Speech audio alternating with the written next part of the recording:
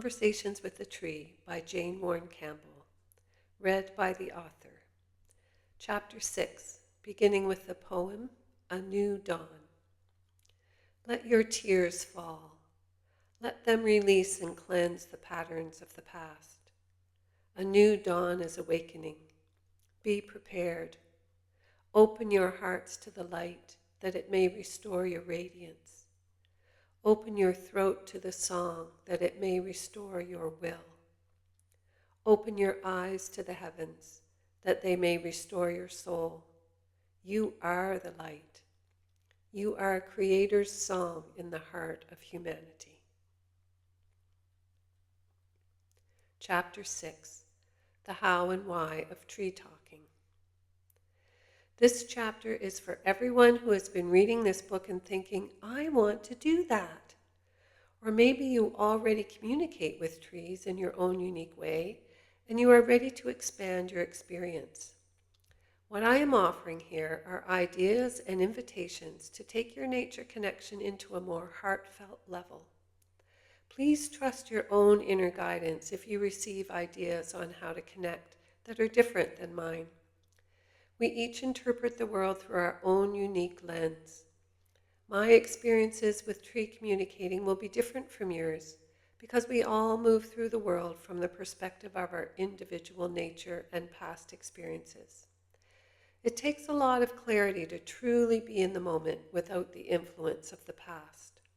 Our subconscious is loaded with interpretations from our previous experiences that create the foundation of our beliefs. Those beliefs then create the base of our response to the world. For that reason, we shouldn't expect our experiences to be the same as anyone else's. Comparing ourselves to others is a setup for disappointment. I'm offering guidelines and ideas here, but I encourage you to also trust what comes naturally to you in your intention to deepen your connection to the trees.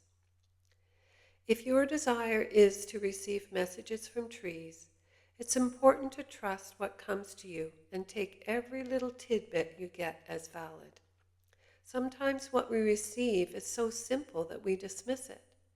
In fact, simplicity can be quite profound. When I teach my channeling workshop, people may get only one word, yet when given its proper consideration, that word could make a big change in their lives. The more you trust your abilities, the more they will develop. Be positive, be patient, and be playful, with the intention to simply enjoy the experiences you are having. The lighter you can be, the easier it will be.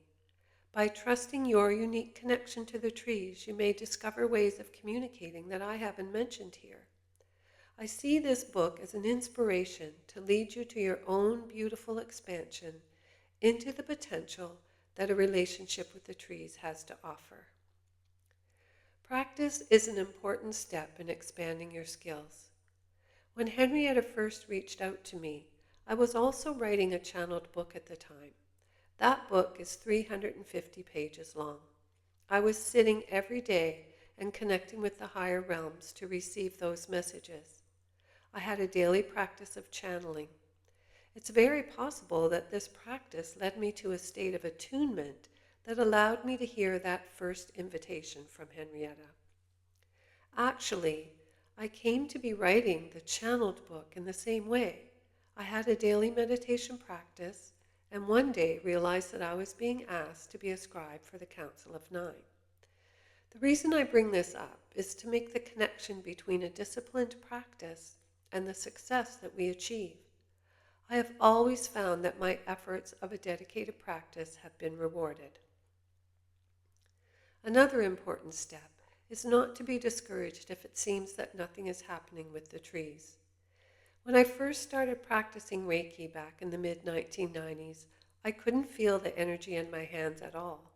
I had to simply offer it out there and trust that it was working. In time, I became more sensitive to the energy and the channels opened up for me. Once it started, there were even times when I could feel the energy running through my hands when I had no intent of offering healing to anyone.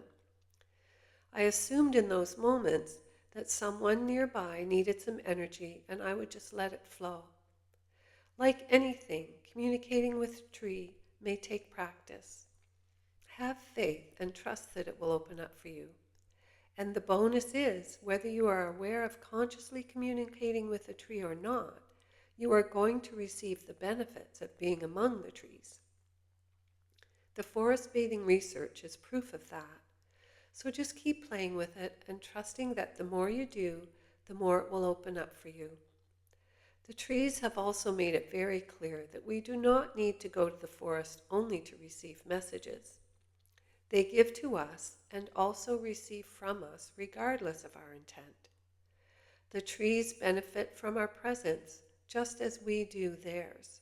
It is a beautiful, symbiotic, healing relationship that is beneficial in and of itself. Fortunately, for those who have a burning desire to be in conversation with a tree, I believe the process is going to get easier as time goes on because we are now living in a higher vibration. This energetic soup, as the trees have described it, means that accessing our more intuitive skills and sensitive nature will be and is easier than it was in the past. The world is literally less dense, so it is easier to connect to the finer energies of our environment. The greatest limitation that we now face is releasing our old beliefs about what is possible. I can easily speculate that many of you reading this book have been persecuted in past lives for expressing your witchy-poo abilities. I know from my work using the freedom release technique in clearing limiting beliefs that many people hold an underlying fear of persecution for expressing their less normal skills. I have done a lot of work for myself and others in order to feel safe in this lifetime, in the full expression of our intuitive abilities. Other hidden fears that lurk deep in the subconscious are thoughts of being ridiculed, rejected, or considered mentally unstable. These fears are true limitations in allowing ourselves to move back into our intuitive nature as human beings. They often manifest as thoughts such as, "Oh, this is stupid. I'm not doing this anymore. What was I thinking? Who am I trying to kid? Why would I want to talk to a tree anyway?" Maybe you don't want to talk to a tree, and that's fine. But if, in reading this book, you did have the feeling that you want to be able to do the same, and those kind of thoughts come up for you, know it is your subconscious fears trying to protect you because of past experiences. If you do recognize such fears, there are a variety of clearing modalities that you can use to help release them. Recognition is the first step in letting it go. You can then tell yourself that it is safe in these times to connect with trees. You can discern who to share your experiences with and when it is best to keep it to yourself. You are safe, and you don't have to develop this ability overnight. If it takes 2 years, well, you have had 2 years of being among the trees and enjoying all the health benefits of doing so. As I stated earlier, I am quite sure that my ability to communicate with trees is related to past lives where I had a deep connection to nature. I would say it is also because of my personal makeup as a sensitive and empath. I intuitively pick up on the energy of other people, and no doubt that led to such a deep connection with the trees as well. As we release our fears and become more accepting of our intuitive nature, humanity could quickly evolve into a level of normalcy regarding such abilities. After all, it is part of our animal nature. Wild creatures use these instincts all the time to avoid danger. If we were to develop our finer senses, we may also know when an earthquake is about to happen, or when we should wait just another minute at the traffic light because someone is about to run a red light. I have a friend who that happened to. She was driving and the light had turned green. Without knowing why, she paused, and her husband, who was in the car with her, nudged her, saying the light was green. Just then a car went whipping by, having run the red light. Had she pulled out as soon as the light turned green, there would have been a serious accident. She didn't consciously know this would happen. Her hesitation came from an inner knowing that comes from the heart. That's why we should not rely solely on the mind for our understanding. Heart Math Institute has done studies on this and proven that the body, not the cognizant mind, knows what is about to be experienced a few seconds before an event happens. They believe this body knowing comes from the heart, which has 40,000 brain cells in it. There is an instinctive nature to the heart that we have all but forgotten in our intellectual pursuits. Wisdom, I believe, is intellect balanced with heart intelligence. When we give credence to one over the other, we are out of balance. There is one fundamental requirement in receiving the most from your experiences with the trees and the tree community or forest. You must be fully present with the experience of being in the woods or among the trees. No cell phones or earbuds if you want to truly connect to your surroundings. Even chatting with someone else distracts from the experience because it keeps you in your mind. This is not to say that you always have to go alone, but be sure to spend some time alone with the trees to enhance your experience. The joy for me is noticing every flower and the small insects or anything that rustles in the underbrush as I walk a wooded trail. I am alert to every songbird gifting me with its love tones. I am alive in the experience, awakening to a broader peripheral sight and noticing what is around me. This, for me, is where the joy comes from. It is when I feel truly connected to the natural world around me and become one with it in a sense. Then my heart delights with the magic of the surprises that wait for me along the way. That is the true invitation, the joy. When you get into nature, see it as an opportunity to get out of your mind. Then you are in a walking meditation without even trying and receiving all the benefits that meditation and the trees have to offer.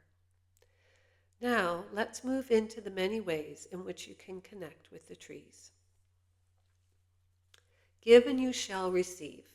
How to begin conversations with a tree.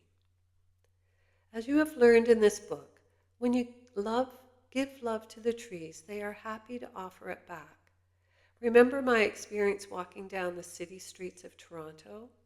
I wasn't trying to communicate with the trees at that time. I was simply in deep appreciation for everything around me, and visceral, unconditional love was given in return. You can do the same to begin your connection with a tree.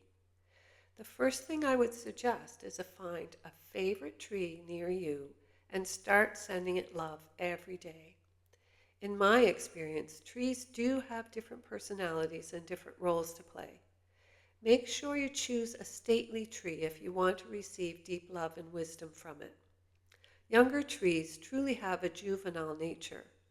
If we were to compare it to channeling, I always call upon the highly evolved beings of light instead of opening myself to any being that wants to come along.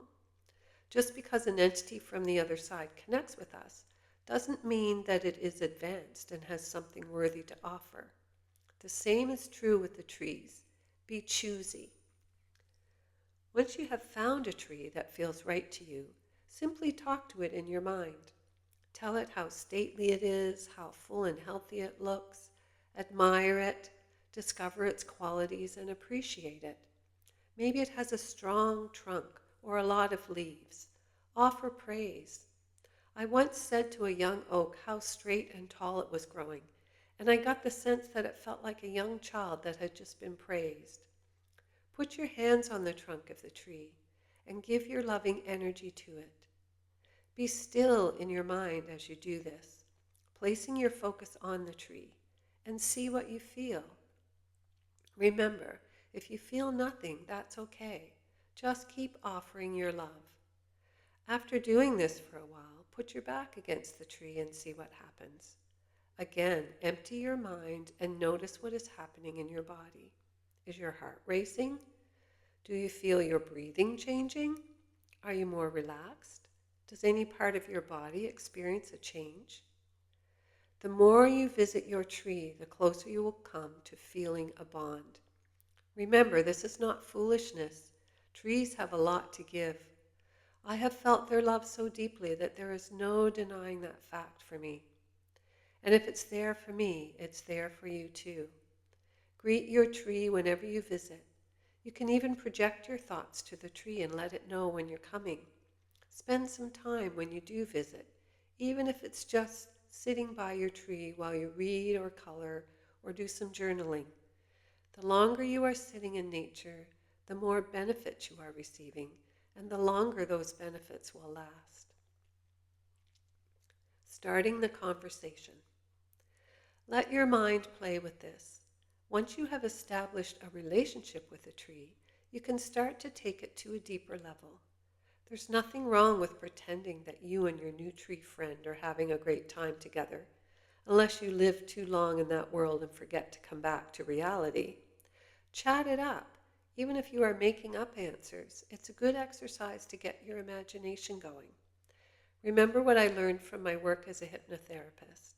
The mind does not know the difference between imagination and reality. If you are imagining it, then your mind thinks you really are having a conversation with a tree, and you are. In time, you may come to find that what comes back is not really your own voice. That's why it's a good idea to have a journal for your visits. When you record the conversations, you can begin to see when they change. After doing this for a while, you might want to begin asking questions of your tree friend. We all have different ways of receiving answers. For some, it may come in visual images that you can interpret. If you have faith that these images are in support of your question, then your interpretation can come from the place of trusting that the message has some benefit for you. For example, if you ask something about your health and you see an image of a gemstone, perhaps you might want to do some research on the qualities of that gemstone to see if it indeed holds healing properties related to your question.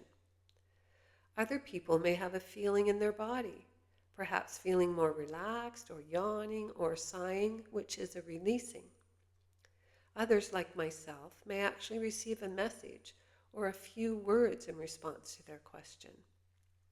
Whatever comes to you, don't immediately dismiss it. Just make note of it and let it sit with you. And don't expect the same experience the next time you visit your tree. This can be limiting. Your way of receiving answers may change. So try to be open each time to whatever the experience is that wants to come through. The important thing is to practice, practice, practice. Pay attention to how you feel when you think of going to visit your tree. Do you feel some excitement at that thought? If so, it could be your tree sending a feeling to you, or at least the connection is deepening. There were times when I was on the trail to visit Henrietta, and I could sense that she knew I was coming. One day I was taking my daughter to meet Henrietta. As we were walking along the trail, I put my attention ahead to Henrietta, and she said to me, "I see you are bringing your offspring to meet me." I started to tell my daughter, but then felt so much love from Henrietta that I couldn't speak for a moment. I was on the verge of tears, feeling the depth of her love. Another time, Georges told me that he had been calling out to me for days, wanting to share a message with me. My belief is that the trees are here in service, and that is what they want to do in whatever way that is for the tree and the area of the world it lives in. As I said, my relationship with Henrietta came to feel like a real human-like friendship. When the time came for me to move away from the area, I felt sad at the thought of not being able to be at her side and wondered what she felt about my leaving. She assured me that trees don't hold an emotional attachment. They accept what is in every moment. That helped me also accept the whole experience as a moment in my life, without feeling regret about moving. I will always have the treasure of the beautiful memories and messages that I have shared with you. The thing that I would like to express the most to you is to let your imagination be real. Pretend that you are having a conversation with the tree. Make up the answers. My belief is that this is the place where we always create from. When we imagine, we are bringing reality into existence. I do a lot of work tapping into other realms of existence. For example, there is an energy vortex behind one of the mountains where I am living. One day, I decided to connect with that vortex. I was taken in my imagination on a journey. Weeks later, when I was sharing the experience with a friend, telling her about the message that came to me in that journey, I was moved to tears. The tears were a strong reaction that often happens to me when I am speaking a deep truth. Those tears helped validate for me the message that I had been given from that experience. Even though the whole thing could be dismissed as my imagination, the fact that telling someone about it led to an instant reaction within myself that was so heartfelt that it brought me to tears is enough to tell me that it is much more than an imaginary journey. I am telling you this so that you will validate your own experiences that may seem like you're just making something up. Be faithful in journaling your experiences. Then you can go back and read over what you have received at a later time, when you can see it from a more objective state of mind. This will help you see that there may be something more happening than just your thoughts. Please be aware, I am not suggesting that anyone live in the imagination versus reality to a point of becoming unbalanced either mentally or emotionally. This is a very grounded experience, and even though you are using your imagination, at the same time you are very aware of your surroundings and your place on this earth, as well as being fully anchored in the physical body and the present moment. What I am offering as guidance is meant to enhance your experience in nature. It is your responsibility to use the information in a way that best meets your beliefs and abilities. It is important to be mentally balanced and aware of the normal world, even when you are connecting to the trees. Meditation in preparation for conversations with a tree. As I mentioned in the previous chapter, starting your connection to the trees with this meditation may contribute to more success with your tree conversations. You can print the meditation to use it on location, or simply remember the basic steps and expand on it when you are with the trees. I originally learned this version of meditation from Drunvalo Melchizedek, who has written several books on sacred geometry and other topics. It is a powerful way to start any meditation. You can use it to get into the heart and then move into your meditation. In this case, we use it to be sure that we are centered and focusing on the heart, where so much wisdom lies, before connecting to the trees. I recommend reading it over once before using it in meditation, so you are familiar with the steps before you actually use it on site. Find a comfortable location near your tree of choice. Close your eyes and take a few deep breaths and bring all of your awareness into your body. Notice any muscles that are tight or any feelings of discomfort. Let yourself relax and release any tension as you feel your body becoming heavier, feeling the earth beneath you. In a moment, you are going to move your focus from your mind and move it down toward your heart. Imagine that your awareness is like a mini version of you, standing behind your eyes, looking out to the world.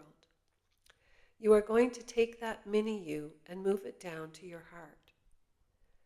Imagine now that mini you is turning around to face the back of your head and pretend what it would look like to be seeing the inside of your skull.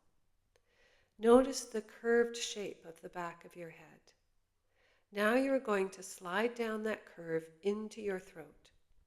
You can be playful with this. Feel how slippery it is in your throat and how warm it is.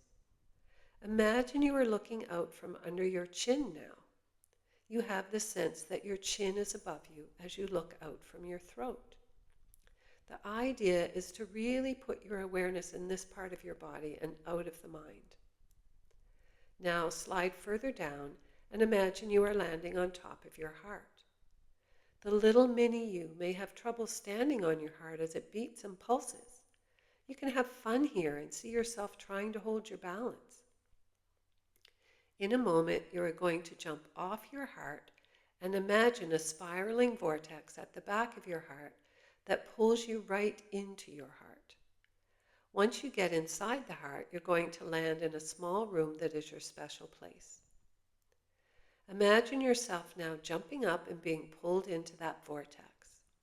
See yourself spiraling, then landing in that small room in your heart. If it is dark, ask that there be light in your room. Use your creativity to pretend, see, or sense what your special room looks like. Is there color there? What are the walls like? If nothing is coming up to you, make it up. Tell yourself the walls are white and it's warm in here. In the beginning, you may need to make it up, and that will get you started.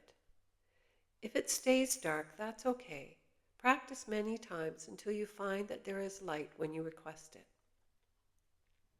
Once you have familiarized yourself with your special room, imagine there is a doorway. Notice what it looks like. Perhaps it is round with 2 doors opening out from the center. Perhaps it is like a drawbridge. Whatever comes to you, allow that to be your door. As you put your attention on the door, it opens by itself, and beyond the door is a brilliant, sparkling light. It is very bright, and yet it doesn't hurt your eyes. You step out into the light, and as you do, you feel deep love, as if the light is love itself. The light then begins to fade. Now you can see before you a large oak tree. You feel great presence in this tree. You say hello to it and connect with it in your imagination. You feel this mighty oak sending love to you and joy that you have chosen to communicate with it. You can let this tree talk to you now, or you can ask the oak to help you connect with the tree that you have chosen to have a conversation with. Tell it that you are here to create a relationship with your chosen tree and see what you sense coming back from this mighty oak. Stay in this meditation as long as you like, connecting with the oak. When you are ready to open your eyes and connect with your tree for real, simply tell the oak that is what you are going to do. Keep the heart space open as you lean against your chosen tree with your spine along the trunk. Be with your tree in person for as long as you like.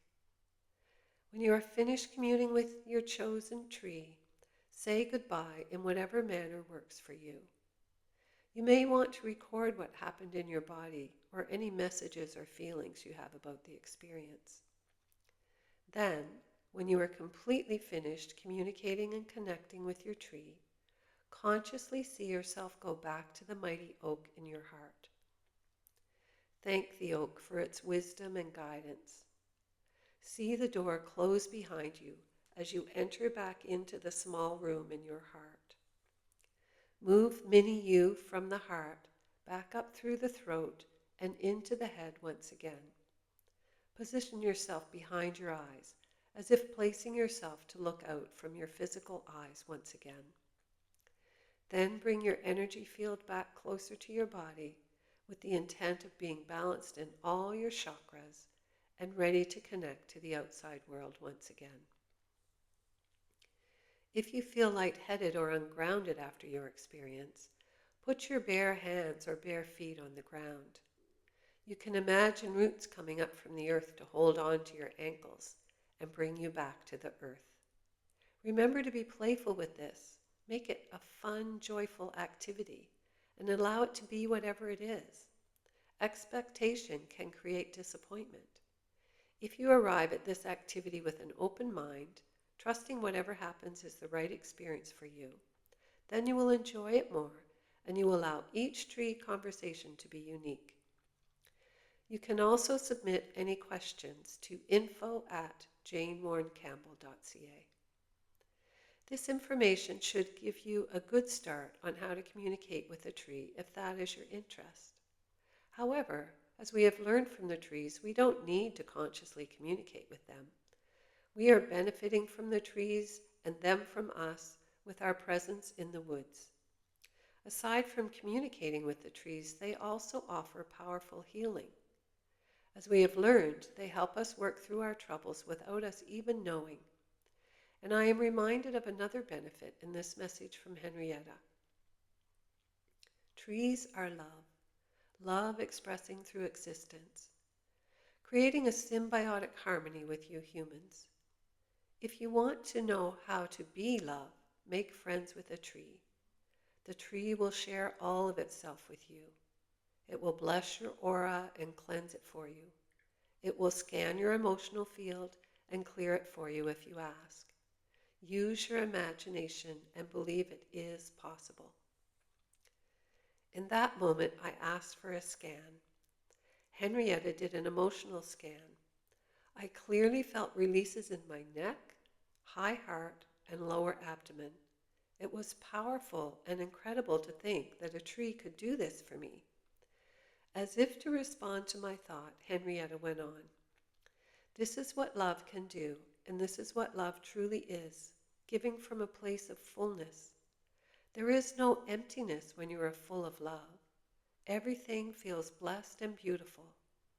That is the way existence was meant to be on this planet. We hope to be here to see it restored. It is awakening now. How well it is nurtured will indicate its growth. Like sunlight and rain for all plant life, loving humans will restore the earth. Here's a little bit more about the benefits of being with trees that don't relate specifically to conversations. Healing from the trees. We know from the research that just being among the trees is beneficial. You can also be more specific and ask your tree for healing, as we just learned in that message from Henrietta. When you lean against the tree with your spine along the trunk, lots of things can happen. I once did this with a young elm tree. Young is a relative term here, as it was very tall. The moment I was leaning back against the tree, my heart started pounding. It was so intense that I wasn't sure I would be able to stay with it. I had to breathe deeply and manage the energy that was running through me. It reminded me of the breathing exercises I learned in prenatal training. I asked the tree what the heck was happening, and it answered me with a question. It asked, "How many days has it been since you have not had a cup of coffee?" I had given up coffee for almost 20 years before taking it up again. Apparently it wasn't the healthiest thing for my body. The tree was clearing my body of the effects. Another time, I leaned against a huge ancient cedar in the interior of British Columbia, Canada, and had the same intense heart-pumping experience. This time, I was told that the tree was clearing electromagnetic energy from my body. At the time, I was living close to a power station. It said that it was clearing my blood. I stayed for about 10 minutes before moving on, though the effects of the clearing were still happening.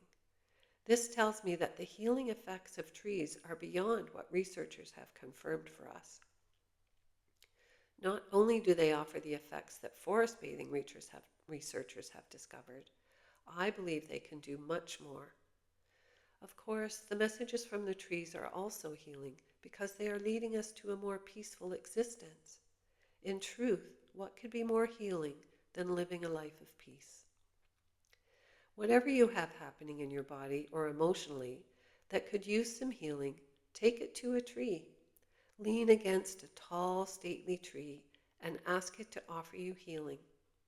Others who have participated in tree workshops have been told that we can receive the benefits from the trees just by being under the canopy of the tree without actually leaning against it. I do not doubt this, yet I recommend your spine against the tree with your head resting on it as well to have a more visceral experience in the beginning. I have also read that trees can reduce the effects of headaches. When you think about it, what is more grounding than a tree? Its roots spread far over the earth and then connect with other roots that expand the connection even further. This grounding energy is very healing, as I shared earlier. Added to that is the tree's ability to access the all that is that may well be adding to the healing benefits. After all, I didn't ask the tree to heal my coffee intake or electrical energy in my body, but the trees knew to do that for me. Perhaps the wisest thing would be to ask the tree to offer whatever you need most and trust that it will know what that is. Tree talking with children. We all know that children have vivid imaginations. They live in a different world than adults do, in a sense, because their state of being is not as cognizant as ours. The ability to reason doesn't develop until around the age of 8. Before then, children are in a lower brainwave state that benefits from play and imagination. Developing creativity and imagination is vital in these times when technology is so much a part of our lives. The technology we use and how we use it creates brain patterns in children that diminish the ability to focus. The earth offers a very natural way to balance that. Children quickly learn to create their own play in the forest. Even as children move into their early teens, the idea of building a fort or teepee out of sticks and materials they find in the forest is a creative endeavor that holds their interest and brings all the health benefits of being in the woods. The invitation for children is not necessarily to talk to trees, but to become at home in the woods and experience all the wonder and magic that the environment offers. Developing a love of the land at a young age will offer a lifetime solution to managing stress. And, as studies have shown, being in nature is very beneficial for all children. For children with ADHD, forest bathing has been shown to match the benefits of Ritalin, pure natural healing that is free for the enjoying. Following are a variety of ideas to make your forest walks a creative adventure for you and your young ones. Name that tree. This may require some homework for the adults. Whether you are going to a nearby park, down your street, or into the forest, ask your children how many trees they can identify. Take pictures of the ones that you don't know and make it a research project to find out what the unknowns are. You may identify them by the bark, the leaves, or your geographic location, for example. This is a great opportunity to teach children that different latitudes and altitudes support different types of trees. You can explain the difference between coniferous and deciduous trees. You can collect leaves from the trees to take home to use as research. You can explain the different uses of hardwood and softwood trees. Some trees are preferred for building fine furniture or housing materials because of their color or grain. Bird's eye maple is appreciated for the small dots in the lumbered wood. Pine is easy to work with and would be suitable for carving. There are many properties of trees that you can use for your exploration. Some trees may have moss hanging off them. Some may have fungus that is specific to the tree species. For example, birch trees are host to a fungus that is good for making tea and holds many healing properties. By doing some research or using your trip as an exploration to discover what you don't know, you can come up with lots of ideas to make it an interesting and educational outing.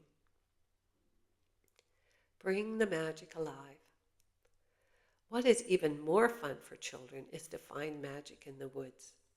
Maybe it's a wee hole under a root where you can try to guess what lives there. Is it a mole or a rabbit hole? Teach your children to notice all the nuances of the trees, what their bark is like, what is growing on the forest floor, how far the roots spread, if there are any wee toadstools growing nearby. What plants like to grow in the shade of the tree? Are there pine or spruce needles under the tree? What could you do with some of the sticks and leaves that you find in the forest? Your children will easily find the magic in the forest if you allow them to lead the play. Engage in their world and let them teach you with their vivid imaginations. They live in a world that still holds magic, free of the burdens of responsibility. Meeting them there will offer a reprieve from your daily concerns as you move out of the mind and into the moment. Perhaps the fairy kingdom wants to come alive and be part of the magic. Explore according to your values while embracing the wonder that children bring into the world. Noticing life cycles. As you return to a deeper connection with the earth, begin to be more observant of the cycles of nature and how they relate to your own life cycle. As the days shorten, what do you notice in the vegetation around you? Are deciduous trees losing their leaves? Are there more coniferous needles in the undergrowth? Is the undergrowth dying off? How do you feel at these times? Do you feel tired earlier when the days are shorter? Could it be an invitation to slow down, just like the natural environment around you is? If you live in a more tropical climate, notice the stage of fruit-bearing trees. Are they in bloom? Ask your children what happens when the flowers fade. Do you have wet and dry seasons? How does the environment change in those seasons? How do these seasons affect your mood? When we teach children to recognize these cycles in nature in relation to themselves, we are creating self-awareness. I believe that self-awareness is a beautiful gift. The more we know ourselves, the more we can take care of ourselves in a way that is healthiest for us. We are not all the same, and the more we recognize and honor each person for their unique manner of being in the world, the happier we will be individually and as a whole. Self-realization supports that. There is no questioning that the environment and cycles of nature affect us. One day, I was driving in the city and I could sense a frantic energy on the road, and I knew I had to be extra alert as I was driving. When I wondered what it was about, I realized that Mercury was coming out of retrograde that day. There is no doubt in my mind that it was the planetary motion that was affecting the mood of the drivers. The full moon is one example that most people can relate to. The beauty of using the trees and the forest to identify these cycles is that it is unfolding in front of us. We can see the changes happening and use them to teach our children of the cycles of life. Bugs, bugs, bugs. It's easy as a parent to pass off our fears onto our children. For some people, the thought of appreciating bugs is repulsive. And yet, why go through life being afraid of bugs? After all, we're a lot bigger than they are. Yes, some can do harm, and that's another reason to notice bugs. The more we become aware of our environment and notice everything that moves, the less likely we are to be harmed.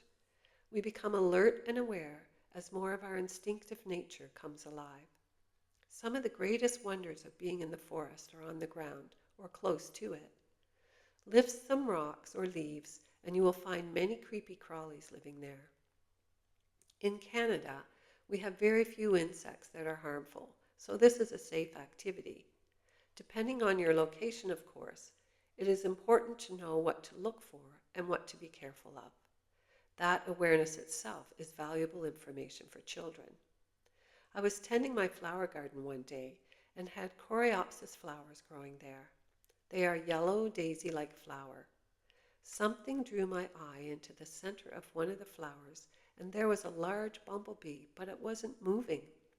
When I looked closer, I realized the bee had been captured by a comparatively small yellow spider. It was fascinating. The spider was a fraction the size of its prey. Being yellow, it had the perfect camouflage to capture its victim. The two front legs of the spider were holding onto the bee. Undoubtedly, the spider had injected some venom that allowed it to tame the buzzing bee. From then on, I was aware of these spiders when doing my gardening. I didn't want to experience that bite, even though it wouldn't cause any serious harm to me. Children are often fascinated with bugs, and familiarity with them is beneficial. It's good to know what is harmless and what to be wary of without generating fear. Bugs have an important role to play in maintaining ecosystems. They eat other dead insects or eat insects that cause harm to plants. They burrow and aerate the ground, They live in the bark of trees or under their leaves. They are also a part of the ecosystem that is tree. As we know, trees can become home to birds, squirrels, and even raccoons. The birds feed off the bugs that may be crawling on the bark, and that is another way to get children to truly notice their environment. How many different kinds of bugs do they see? Where are they? On the ground? In a tree? What kind of spiders do you see on your walk? Do they have webs or live in a hole in the ground? Can you find one that is making a web? Do they jump? Let the children lead the activity as you become keenly aware of the incredible world of bugs. Edibles or deadables? Nature foraging is another fascinating discovery for children and adults. Again, it's good for them to know what might look like a yummy berry or a mushroom could be poisonous. When you're in the forest, there are plants and mushrooms that are edible. In North America, for example, we can gather rose hips in the fall for tea that is rich in vitamin C. In the spring, we can pick the tips of the new growth on the spruce trees for a refreshing tea with many health benefits. What we learn as children often stays with us all our lives. Knowing how to identify what to eat and what not to eat when in the forest is valuable information that may just be needed someday. I was excited one day on a walk on a new trail when I found some orange mushrooms in the woods that looked like chanterelles. Since no one had ever identified them for me, I picked a couple and then went home and did some research. What I found interesting was that there can often be safe and poisonous mushrooms living within close vicinity of each other. I inspected my chanterelles and found that they met all the requirements of the authentic edible mushroom. When I went back, I also saw the imposters growing nearby, which validated the need to be very cautious before consuming food that we have foraged. However, once positively identified, it can be satisfying to know that you can safely harvest your own food from the forest. It doesn't get much fresher or more organic than gathering part of your dinner from the woods on the way home. Just a note to add to the foraging fun. I like to always leave some behind to be sure that whatever I am picking will proliferate and continue to grow in that area. If you are fortunate to have berries growing such as raspberries, blueberries, or strawberries, you know they are easy to identify, and it can be delightful to pick and eat right there in the woods. Please also be aware of plants that are on the endangered list so that you're not picking the last precious few specimens. One example of such a plant is the lady slipper that grows wild in Nova Scotia forests. It's a type of orchid that is close to extinction. It's always such a treat to see them in the spring and to know that they are to be enjoyed only on my walks and not from a vase on the kitchen table. It makes the joy of finding them that much more meaningful. When we lived on the property that we moved to when I was 12, we had wild strawberries and blueberries growing in the meadow right beside the house. My mother thought it was the best thing ever to enjoy strawberry shortcake made with those wild blueberries. I would have thought so too if my sister and I weren't in charge of the picking. Wild strawberries are about the size of a pea. It seemed like it took all day to fill a bowlful, but I have to admit that the shortcake tasted like none other. Today we are so disconnected from the source of our food, and these activities will develop a new appreciation of what we eat, how fresh it is, and how close to home it was grown. I have to admit that food grown in our local area contains properties from the soil that can help reduce environmental allergies. This makes sense to me based on my understanding of natural therapy. I won't expand on that here, but I invite you to do some research if you are interested. This chapter offers many ideas and methods to connect more with the natural world around you and with trees in particular. The rewards are yours to experience. Pay attention to how you feel before entering the forest and after you have spent some time there. Do you feel more relaxed after you foray among the trees? Have you received any insights about your life? The more you notice, the more you will see the rewards and benefits that you are gifting yourself and your loved ones with. As Henrietta has suggested, get out of the mall and into the forest, and your life will feel more blessed and less stressed. Stay tuned for Chapter 7, New Humans on a New Earth.